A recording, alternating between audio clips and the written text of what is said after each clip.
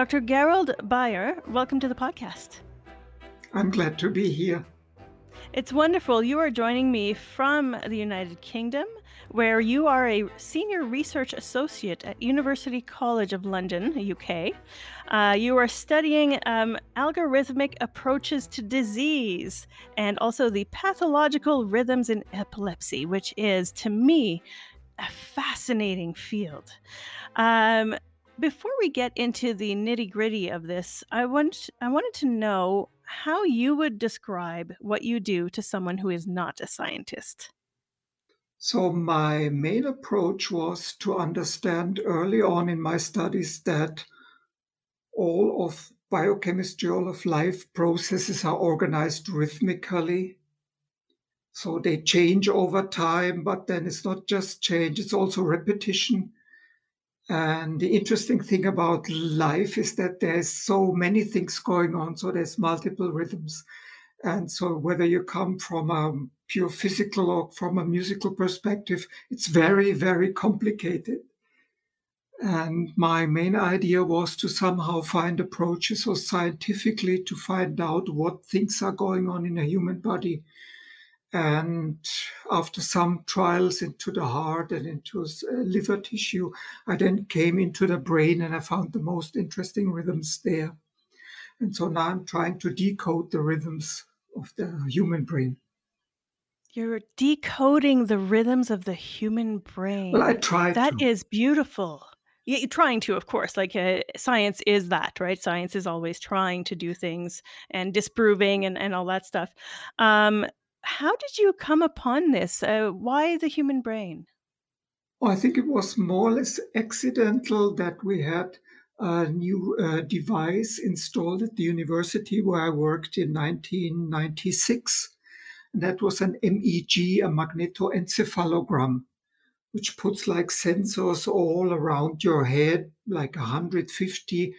And at that time, dealing with 150 sensors was unheard of. So that's a long time ago, right? And what we found is that we can actually have easily access to anything that's going on in my brain at that case. So they put me under the head.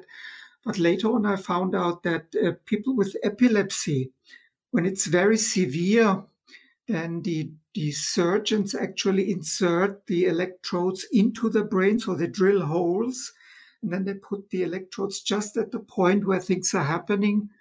And so epilepsy is like the unique possibility to tune into that brain wherever you want, just right where things are happening. So normally you can't do that. It's not possible. But in epilepsy, before you do a surgery, that's where you do it. And so that's why I liked it most when I first saw it. Wow, it almost sounds like an art as much as a science, like you compared the rhythms to music. Is there a lot of similarity? I guess rhythm is just rhythm. It doesn't matter if it's in art or in science. I'm not quite sure about that, but we did a lot of audio from the recordings. And what we found is that there's substantial amount of rhythms that seems to make sense to the ear, even though it's not like you wouldn't say it's 4/4 or 4 to the bar or something. It doesn't have like specific metrum, but yeah, we don't know. Actually, we don't really know. But the nice thing is that the ear is more sensitive to multiple things going on. Because if you visually see many wiggles that go up and down, it looks like incomprehensible. But when you quietly sit there and enjoy the sound of it and the happenings, it's more of a feeling. It's not scientific, but to the listener, it's actually enjoyable. Beautiful. And is it just epilepsy that has that kind of component? Or, for example, I have what's called myoclonic jerks that just happen randomly. It's benign. It is kind of, I would say, kind of almost perhaps related to epilepsy. It's a seizure event, I guess. Yes. So are there other diseases that are similar to that also that you would be interested in studying? Or is it really just epilepsy that is unique? Well, epilepsy in itself is many different forms, so there's many different syndromes under that heading.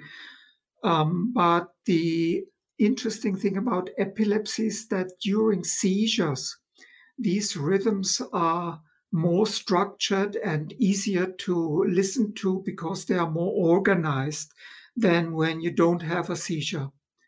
So I thought actually because the normal activity is so complicated, maybe I will not be able to crack that. But the epileptic rhythms seem to be more pronounced, so they are stronger. And because they are abnormal, they are also easier to see or to find. And so it's like it's a starting point only. Just Right. first steps into an terra incognita. And what is the goal? What would happen once you decode this? So I work with a couple of biomedical engineers, and we're trying to set up stimuli to the brain that will suppress a seizure, or if it has already started, stop the seizure. So it's like because you have the electrodes inside the brain, you can also put like a bit of a current there. And with a tiny bit of an electrical stimulus, you can try to nudge the brain out of the abnormal epileptic rhythm. And as I So said, this could this is for surgery. So these are seizures that really take a couple of minutes up to right. half an hour. So it's really something that where you need to do something if you want to ever improve the people's lives. It's not like a myoclonic jerk, like a quick event. It really spoils your day. And so this could potentially lead to, I mean, I'm imagining in the future, like a headset or something that a user could apply on their head that would stop the seizure. Is that like the dream later on? You mean a headset to listen to it, or? No, but I mean, once we decode this and we learn how to actually send a signal to stop a seizure, is this something that potentially long term, 20, 30, 40 years from now, we could actually implant a device or send a signal through a headset that could potentially stop a seizure? Yeah. So that should be possible. So currently the implantation is possible, also long-term implantation, like without destroying brain tissue, without infection or without risk of infection. And so in principle, it's doable today. It's just that we don't really know what to do. So it's experimental. There's a couple of clinical centers that do experiments on that when it's really severe, but it's very empirical, as we call that, means we're trying something and hope for the best. And so that's the idea behind the research, to find a bit of a rationale where to go in the brain and what to do. And because Right, there's because so much, as you sorry to interrupt, but as you just mentioned, the destruction of brain tissue is something that you have to watch out for because once you do have a rhythm and you do have a pattern, you want to do it with as much precision as possible, I would imagine, to stop a seizure. absolutely, with minimal invasion, without taking any tissue out. But it's less of a concern at the moment because we know that these people will undergo surgery, and that means they really take out a lump of that brain, which is like a big bean, if you like, or even bigger than that, and that will be thrown away. So there's a loss predicted because they're undergoing surgery. So putting a very thin needle at a place is nothing compared to that. So it's still beneficial, even if not much comes out at the moment. But as I say, it's very much in a trial and error state, which is ridiculous. We're in 2021, right? We should do better Yeah. than that. Yeah, it's funny because I'm actually right now dealing with a provincial government. My partner and I are moving to a rural area where we want to build a house and live in nature, but there's no internet. So you're speaking about technology in 2021, and we don't even have the basic needs of a high speed internet connection. So I can totally see why there are certain advances that are less advanced than others. But all that to say, you were saying they do actual surgery right now? Like, what is the current solution for these patients? It's to take a chunk out of their brain? Yes, well, it's either cut it out, just take a chunk out and throw it away if possible, Or what they're also doing, especially in children, so they burn part of it. So they put a bit of a metal and then they heat it up, this thermocoagulation, and then the Wow. tissue destroys because it's active tissue that's sort of overexcited and that comes up with bursts of activity that are abnormal. If you sort of melt it like a piece of plastic, right? You heat it up and then it melts, then it just stops being active. And yeah, in children, you can try it. It's also, yeah, you can imagine, It right? seems barbaric. It's horrible. And actually, Yeah. the biggest problem is not doing it, but the permission of the parents. Because once they hear what is going to happen to their child, most of them don't really agree to it, although it's most likely beneficial. Wow. So what you're doing is a form of machine learning, is that correct? The analysis uses machine learning, yeah. So Okay, because and then it's there's a, also this other word, or this other terminology, data science. So it's really a combination of data science and machine learning that you're doing? yeah, I think so. Okay, so that would And be well, accurate. Yeah. So essentially, what I want to do is I want to, because data science and machine learning, these are two growing fields and are relatively, I would say, new-ish in the industry, in the technological industry, in academics, in the field of medicine. Um, but a lot of people don't understand what it is. So I was wondering if you could explain to me, again, as a non scientist and to my audience, what exactly is machine learning? How does that work? well, in fact, it's a provision of algorithms. So handling of data in order to find patterns in there. So I would say the main thing about machine learning is that you have data from not one source, but from many sources that you can jointly analyze them and to see whether there's anything that unites them or anything that divides them. Like if I mean, the practical thing would be if you have this, what's it called, the cocktail party conversation. Like you put a couple of microphones above a cocktail party and then people are talking, some in groups and some just individually to each other. And then you have all this mishmash of voices there, and you try to sort out who is actually in conversation with who. So you need to sort of assign the sources. And if you do it automatically, that's what machine learning does. It's just an optimal filter, if you like. So you put in a lot of data, and then sort of there's some clever shuffling around of this data in the analysis that gives you some candidates for this might be a group that works together, and that's another group.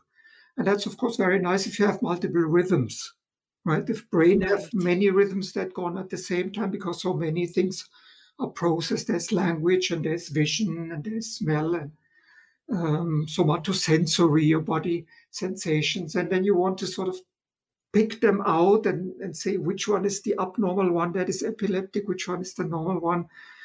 And that's, of course, a concern for operation because when you operate, you don't want to take out the language center. It's actually wrong. It's here. I'm left-sided. Right. You can't Right. destroy that part, right? Because then people will end up not speaking anymore.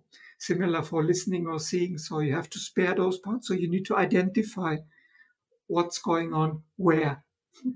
So when you are measuring these things, you are looking at all of the, let's say, let's call them rhythms, okay, rhythms or languages of the brain or whatever, signals, and you're looking at all of them, and like you said, you're trying to highlight which one is causing the seizure, Which one is the seizure? which one So is the seizure. So part of the rhythms that are the abnormal ones, so that they constitute the seizure. How should I say that? Suddenly something new happens that is not natural, that shouldn't be there, which is what you try to prevent because you hope that sort of is the epilepsy. So if that wasn't there, it wouldn't blur your consciousness. It wouldn't make you, uh, what's that called, jerk. It wouldn't make you Right. fall down because you lose muscle tone and so on. Do we also know what prompts the seizures like what actually creates the seizure, what prompts it? In general, no. There are specific type of seizures where you know it, like light flickering sometimes is famous for inducing seizures, although it's very rare. You can have music triggering seizures. And I visited a colleague here in Manchester nearby. He had a patient who had seizures whenever he started to read. Imagine how horrible. No. Really, it Oh was my really funny. goodness. They would give him this journal to read, and so this magazine, and he picked it up and looked at it, and after a short while we could see the epileptic seizures start. It was Wow. really, yeah, it's bizarre, but this is more the exception. The normal thing is some rhythms will evolve spontaneously and will not be predictable. It will just come. Sometimes it's more in the morning after they wake up, and sometimes it's in the sleep when they enter a certain type of sleep stage. But yeah, it's like mysterious still after 100 That's years of study. that's unbelievable. And how far have you gotten with this research? What have you found so far? Oh, I think I have to be very humble in this moment because, yeah, we do a lot of sort of scientific publications and claim this and that, but in terms of practicalities, I think we haven't really done any better than what the medical doctors do by just feeling, just so unfortunately, as somebody who wants to advertise machine learning and all this computational stuff to the world, I have to say that the best you can get is an experienced neurologist. That's your choice in 2021. And Right. yeah, But have you made any headway in your research? Like, have you been able to identify some certain rhythms that seem to be suspicious for that? yeah, we can identify rhythms. We can also automatically classify. So what type it is, which is important because we think the intervention might depend on what type of seizure it is. And so we can put a lot of pieces together, but it's still piecemeal. It's like small bits. And so what we are currently doing with the group of biomedical engineers in Beijing is trying to develop a trial where we'll actually do a prediction of what we are going to do and what the outcome will be, so that the doctors can see whether our prediction is actually good. And so Okay. that would be the only convincing progress, right? But it's Right. just about to start in August. Oh, wow. So that's So, coming. yeah. So is that going to be a situation where you will have participants and you would induce seizures in order to measure their activity, or would it be less invasive than that? It would be less invasive, or hopefully less invasive, in the sense like we would like to try to induce responses that are normal. Like if you hear something, you Okay. recognize a word, then there's in the auditory cortex, there's like a small reply that says understood, received. And so more of a specific answer that we would try to elicit. But after predicting it, first say, this is what's going to happen in which place, and then do the stimulation and then see whether that's actually true or no. And what we So think by is that we doing will be so, wrong. sorry, by doing so, does this mean that you'll be able to also decode other things, not just epileptic signals, but you're also decoding things like you said, the auditory signal? Oh, well, that's the hope. Of course, the hope is that by being at the point where things happen, that we'll have a better access to actually finding out how the brain works when it's normally working.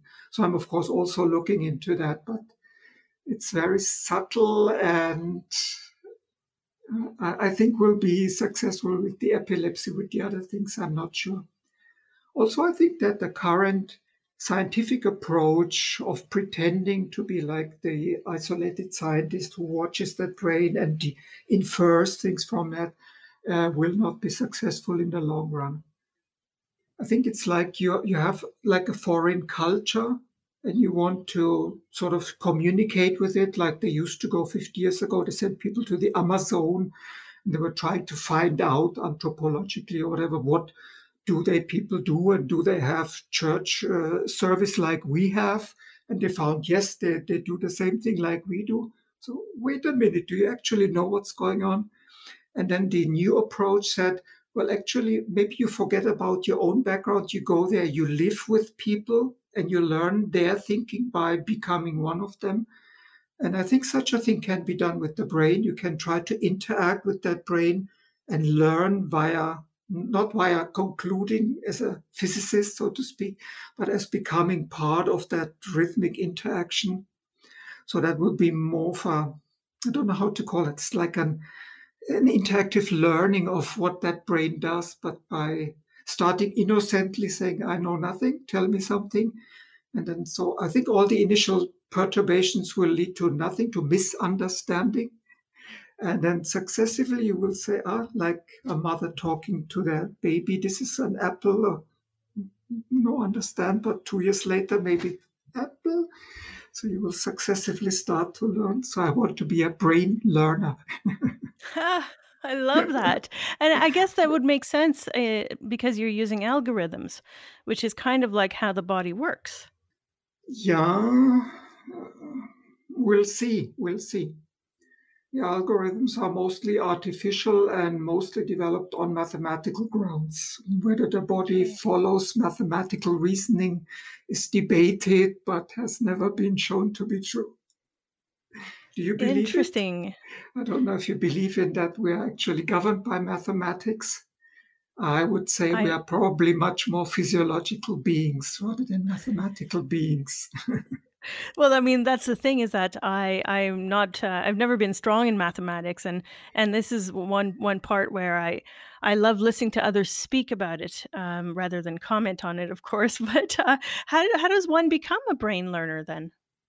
The devices are very much used these days. They're called brain-computer interfaces. So you have the possibility to record the signal, analyze in real time, and give some kind of feedback by stimulating that brain. And people do it mostly like non-electrically, but with, I don't know, auditory stimuli, or just concentrating on what they're thinking and hoping to get some interaction. But it's quite successful, and you can manipulate your own brain activity if you see something on the screen or you hear something from the speakers. So that works to some extent. So you think that's And the future then? Like you said earlier, you said I want to be a brain learner. Is that the future of science? Is that the best approach then? I don't know about science. It will be the future for me, I think. So this is you personally, not just you as somebody studying epilepsy. That's more personal then. But because it goes against the standard scientific model, so it's much more of an experiment that I would like to do. I would like to see whether Okay. there's something that can be done. Because the question is, are there any limits to understanding? Is it possible to understand like your own brain at all? Like people have always challenged that. I mean, it's nice to study a single cellular organism under the microscope, and that all makes sense, of course, and you put your needles there and all can touch everything.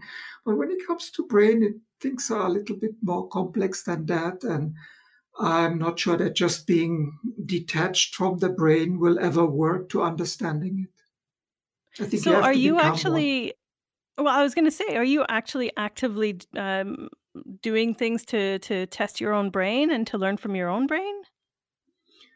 And not via cables. Via Okay. introspection, yes, but not via cables. And what have you learned so far personally from your own research into your own brain? Uh-huh. The interesting thing that while everybody agrees that there is your inner voice, so you sort of reason to yourself, and you can use different languages, or you can do even dialogue with yourself or with imagined other people. And there's also agreement about visualization, so that you see something like dreamlike, you can imagine things. But I think there's also an auditory background. So if you start tuning a little bit behind the scene, there's actually a very rich auditory background. Can be musical or just sounds, at least in my case. And I'm not able to really communicate that, but I can just observe that. And I think that's very interesting because I don't see anything written about that. And I keep asking people. So I might ask you, are you aware Yes. of any sounds or music that goes on in your brain? Like, would you? Constantly. Constantly. Oh. Okay. Always. I always have, either a soundtrack or a sound or a something that's always there, other than sleep, obviously, or perhaps it's there during sleep, but it's very, very interesting. I've been very interested in this stuff as well, because I actually in 2018 lost the ability to walk independently for about 8 months. And it's been a medical Mhm. mystery as to why that happened. They thought it was multiple sclerosis, but it led me to read more about how the brain works. It led me to read, the book "The Brain That Heals Itself" by Dr. Doidge, I think, a Canadian researcher who did research in things like compression therapy for people who have had a stroke. So I don't he's know. yeah, he's very, very interesting, but it led me to read more and to try to understand the brain more for myself, right? And what I learned was in order to get rid of my disability, I had to force the weak side to work. you know? It was to become left-handed instead of right-handed and to retrain these things, and it was just beautiful to see how the brain adapts and changes and, you know Why retrain? Was it like one hemisphere only? Yes, it was, the left side of my body, yeah, and it wasn't a Oh, stroke. So that's what was fascinating to me was relearning these things, and so when we were now speaking of this, personal interest in the brain, I can relate to that, although I don't have the science background to explain any of it. well, at the moment, just by observing it, you are better than most scientists already. It's curiosity, right? I mean, curiosity Yeah. drives this kind of exploration. I'm curious to know what one of the things that's really big right now is the use of psychedelics, the use of exploration of the brain with that. Is that something that is even a valid way to look at the brain? I definitely think so, yes. Although I don't follow the literature, I just see it popping up many times in many things. I've not really been reading into it, but I definitely believe that this is a thing, and it's been suppressed for so many years because it was illegal and people used it to actually induce hallucinations, like overdo it. But the small dosing, and I would even say, yeah, if we could not just put it into the bloodstream and have it run through the brain, but if you could apply it locally, there would be amazing things that you can do. Like in some parts of epilepsy, you know that the like morphines are also active, the endomorphines, so like the drug that the brain produces, and but it's being produced in certain locations only. So it's a bit of a problem that with drug taking, if you put it into the bloodstream, if it enters the brain, it's sort of washed all around by the liquid there. But it should be applied more locally. It's like with the rhythmic Interesting. stimulation. If you do it locally, you can be much more sensitive and you would need much lower doses only. And it should be also for a short time only, not just like a permanent increase in level. I think that's what the brain doesn't really like. That's why it comes to sort of this unsophisticated states of delirium, or if you're drugged, just highly drugged, it's not very, it's just the whole brain doesn't really work properly. But I think if you were able to fine tune that locally and chemically, of course, yeah. I'm a Yeah, chemist it's originally, so I'm all for okay. it. Is But this I'm not. something that you mentioned that you kind of have this audio thing that's happening when you look at your own brain. Is it something that you would do? Would you ever try something like psychedelics to try to s to un to I wanna use the word unlock, but it's not accurate, but, to kind of see what if that reveals itself is I mean, it is kind of mysterious, isn't it?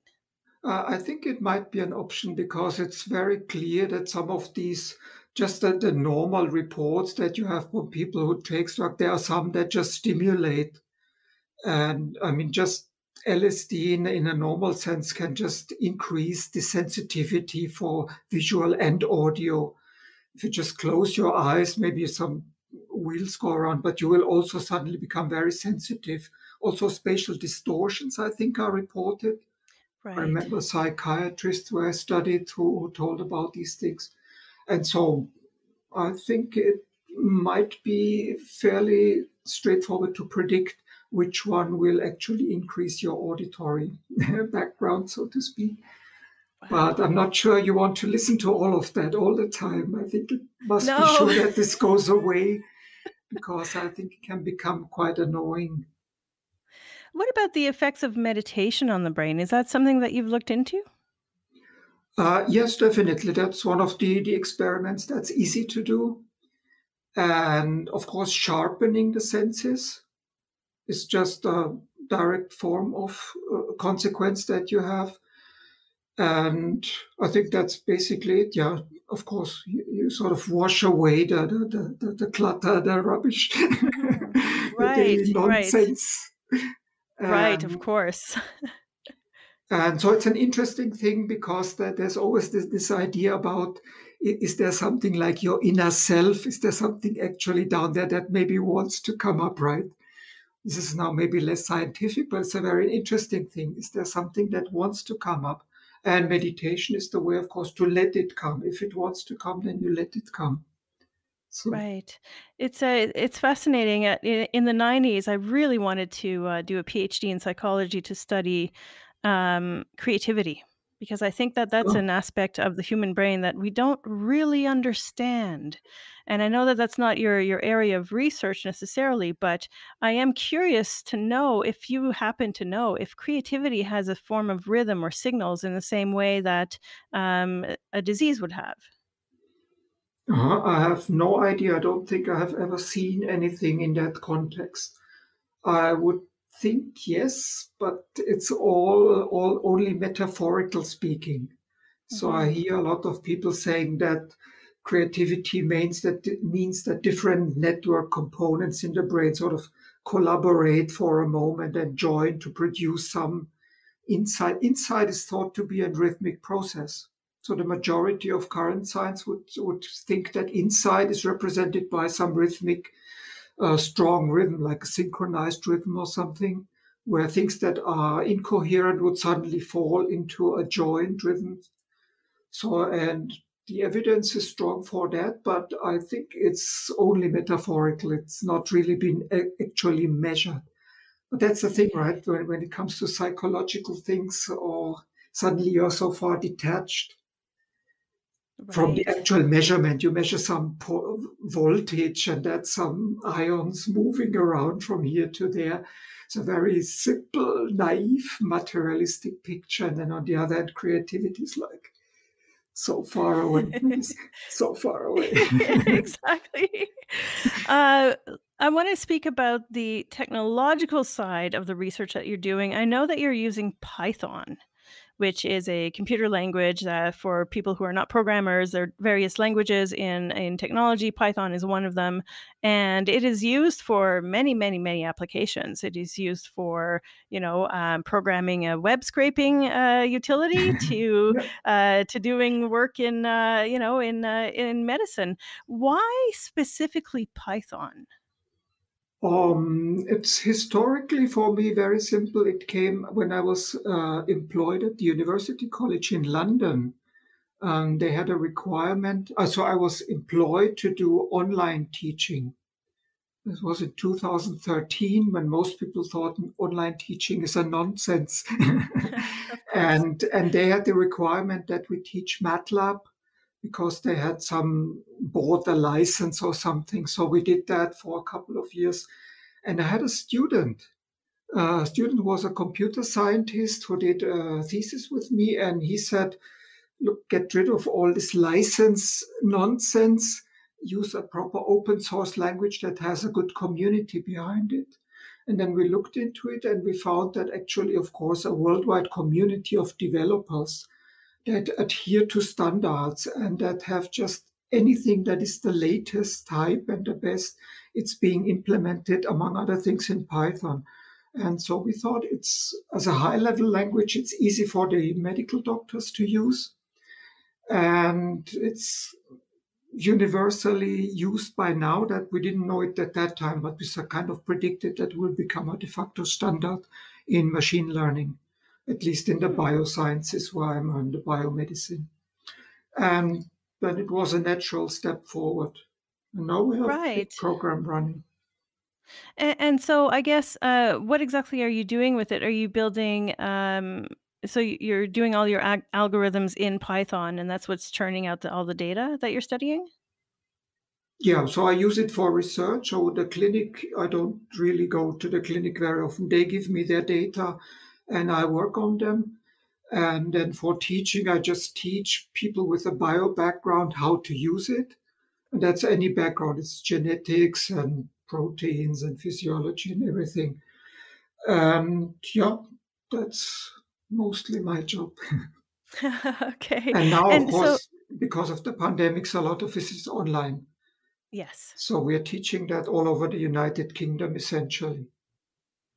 Okay, interesting. And so I guess, yeah, open source is just a great idea because then, like, it allows people to have access to it, and, not just in the UK but also outside of the UK. I would imagine, is this becoming the kind of international standard as well?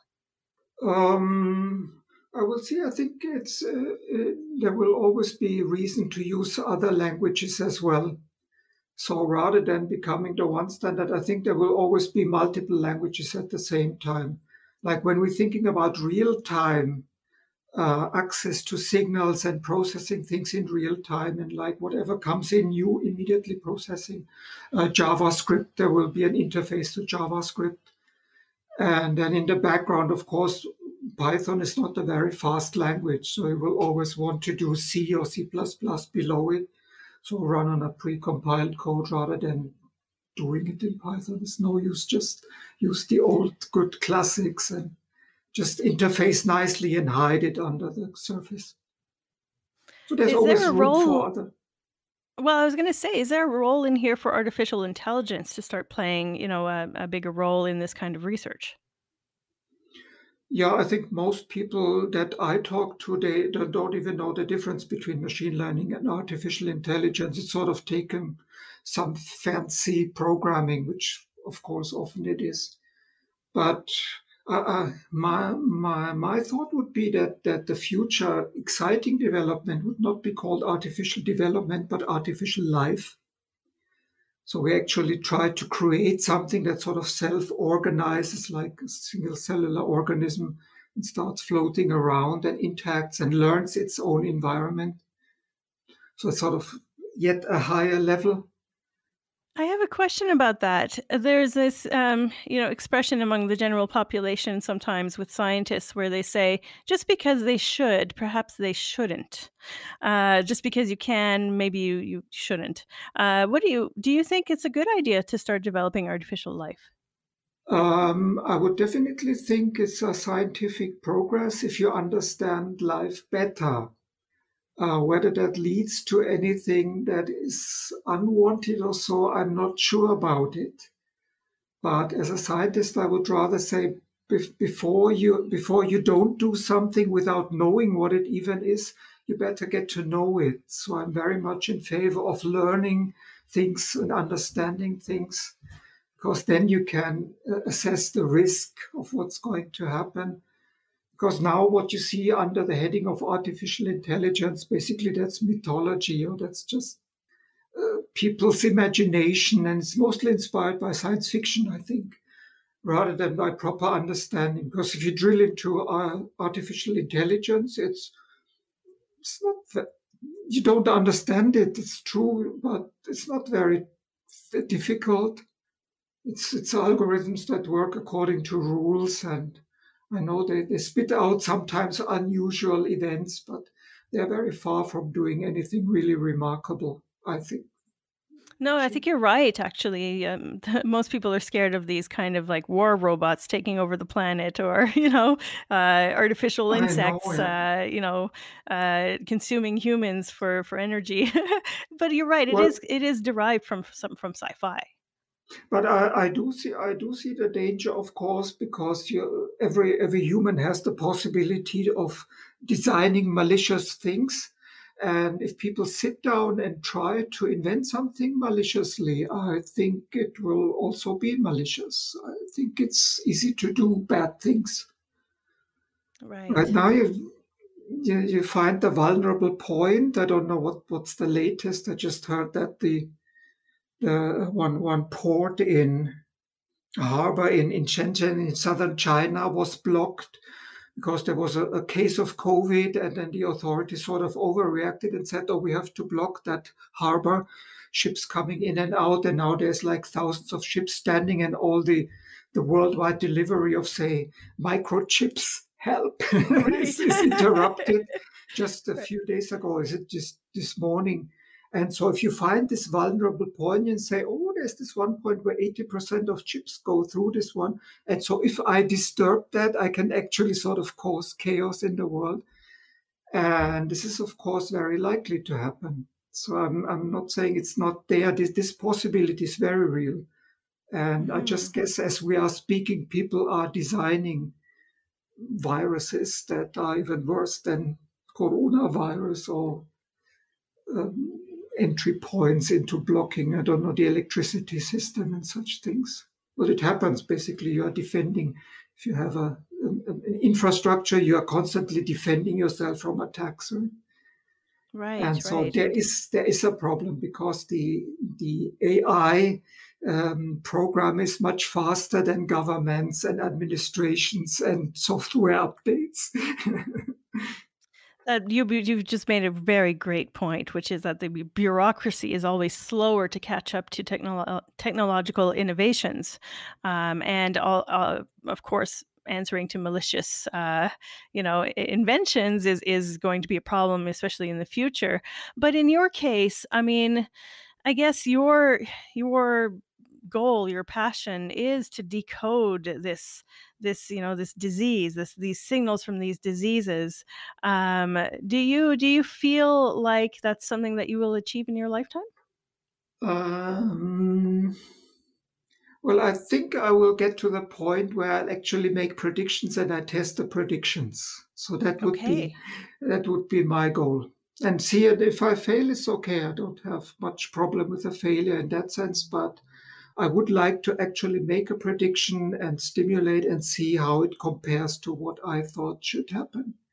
And this is within reach. I think it's within reach. So we're just putting together a bigger group, but so that would be the thing. That would be marvelous, and then that potentially could happen very soon if your research starts in August in Beijing. Yeah, but that's only the start of putting a group together. Until this Okay. all gets clinical approval, that might be a long time into it. And it's, yeah, but if you remember before, I said this is people before surgery who have multiple seizures every day and who really have a miserable life before this. So the need to actually do something is there. So it's this endless despair that the neurosurgeon has when they just can't really help easily. And so there's a driving force to actually come up with something that's better than the current status, which is like Right. taking out a lobe of the brain and throwing it away. So is this something that keeps you up at night? Is this something that you're so passionate about? It seems to me like you have a lot of great thoughts about the topic. You seem very passionate. I mean, we're on video right now, and I can see you speaking about this topic with great passion. Is this something that consumes all of your waking life? I think actually it's a lot there. Yeah, maybe too much a little bit, but it takes a lot of thinking. Because when you see those data when they come in, and then you go through them, and it's like a recording, right? You sample every what is that every millisecond, and you have that for a week. So they lie in the hospital for a week with the electrodes there. So it's thousands and thousands of data points, and when you go through them, the nice thing is you start to learn, you get to know that person. So even though it's not somebody who is there, just their brain signals. And then when I come back the next, I say, "Oh, I know you." Yeah. And this is a nice thing, but it's of course pulling me into it. That's kind of Right. I need to sort of push myself out on the weekend and go a little bit into the nature to get to different thoughts that Well, are not that's my just next about question is brains. What do you do for personal enrichment? What other things? I really like to ask scientists on my show, what other things do you do in your life other than science? Are you an artist? Are you a naturalist? What do you enjoy doing? Oh, yeah, running around in nature. Hmm. I think that's how I found a tiny world. And I Yes. always, yeah, just last night I came back from a lake, brought some sample. I Oh, don't know, maybe like you do, with somewhere I suspect stentor. Do you know stentor? yes, I love Yeah, stentors. they are attached to something. So I collected some of those where the pollen Yes. lies on the water surface, like from the pine trees. And sometimes they hang there, so downward. So the pollen is on the Yes. surface and they hang down. So I got some. That's why I got this glass here. Did you end up getting yourself a home microscope? Yeah, I have a Rodenstock here, a very good one. But that's from Wonderful. when I was a teenager. I did like a high school project, and my parents actually bought me that thing. It's like a binocular, and it's a good one. And I've had that for 50 years now. No, 45, Wow. 45 years. And So I'm that curious, what led you to settle in London? I live in the north of London, like near Manchester, Mhm. but I had a job in Mexico. So I worked 8 years in Mexico. And when I decided I want to go back to Europe, I had a job in Manchester. It just happened to be a job there for biophysics or something that I had studied. So I came to Manchester, and then from there I applied to London. And now I'm working in the university college, but I still live here. We have a house here. And this is Cheshire here. This is a very green province, very Right. green hills and sheep, more sheep than people. I think at So one I like point, it. well, I was gonna say at one point, next time I'm visiting Europe, I'll have to stop by in the UK and get all of my scientist guests together because I've had wonderful guests from the UK, from aquatic ecologists to, Mm, marine awesome. biologists. There's a great scientific network in the UK. Hmm. Yeah, there's so I will be there. Yes, it would be wonderful. You call me, I Uh, will. so so what is the next plan? You've got the research coming up in China. Do you have other collaborations with other scientists that you're working on? Yeah, in London, it's mostly there's a very famous neurology in London. So with the neurosurgery and everything, so I collaborate with those people because they are in my university, specifically the Children's Hospital there, which is very nice because that's, I mean, if you think adults with epilepsy are miserable, children are much worse. It's really Right. unbelievable. You don't want to see that. And that's a very good collaboration that I have. So just had a graduate finishing the PhD last Friday. I was very proud. So she did auditory signals. So she said some words. Yes, she had some recorded words. And the children just sat there, listened to it, and she recorded the signals in the auditory cortex. So we could see, whoop, let's say Oh, carrot, wow. whoop. What is her name so we can give her a shout out? What is her name? Birgit Pimpel Okay, great. in Vienna. She's Uh, now in Vienna. oh, she's in Vienna now, of course, right? With researchers, you end up traveling around the world and working in different places, different countries. What is I'm really curious because you have done teaching and research pretty much all over the world. Is there an experience that you recall very fondly about your research up to date? Yes, teaching in China. Oh, what about it was so special? um, Maybe it's a bit related to that before, so that I suddenly entered a world where I had no idea what was going on. So I couldn't understand anything, I couldn't read anything, and very few people were actually able to communicate with me because I thought, well, we just speak English, don't we? And some did, but most didn't. It was in some province in Hunan province. And I think that was incredible, and it makes me want to go back. So I think the next step will be China. Ah, wonderful. Well, listen, it's been an absolute pleasure to have you on the program. I have learned so much about this research. I actually will. So I'm actually learning more coding out of personal, but also professional interest. And so Python is next on my list after I master JavaScript. So it's yeah, it's Yeah, something I'll stay definitely. interactive. Yes, yes. We have to always keep learning, right? So, Mm. thank you again for being on the program. I really appreciate it. Thank you, Julie. It was fantastic.